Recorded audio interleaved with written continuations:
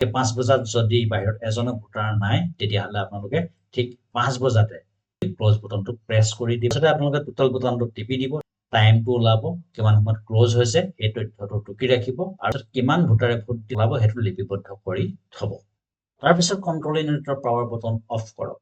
ভিভিপেটৰ লগত BU আৰু CU connection হৈ থকা কানেকশ্যন কেবল কেইডাল ডিসকানেক্ট কৰক ভিভিপেটৰ পৰা বেটাৰীটো উলিয়াই দিয়ক CU BU ভিভিপেট নিৰ্ধাৰিত বাকচত ভৰাই এড্ৰেছ টেগ লগাই সিল কৰি দিয়ক এতিয়া আপোনালোকৰ কাম হৈছে প্ৰিজাইডিং অফিচাৰ ৰিপৰ্ট পাৰ্ট 3 এখন প্ৰিজাইডিং অফিচাৰ্ছ ডায়েৰী দিয়া অন্তৰ্ভুক্ত কৰিবলগীয়া সকলো তথ্য অন্তৰ্ভুক্ত কৰক তাৰপিছত 17C পাৰ্ট 1 খন ফিল আপ কৰি প্ৰত্যেকজন পোলিং এজেন্টক এটা কপি দিয়ক আৰু ইয়াত জমা দিবলৈ দুটা কপি লৈ আহিব তাৰপিছত প্ৰিজাইডিং অফিচাৰ্ছ ডিক্লেৰেশ্যন পাৰ্ট 3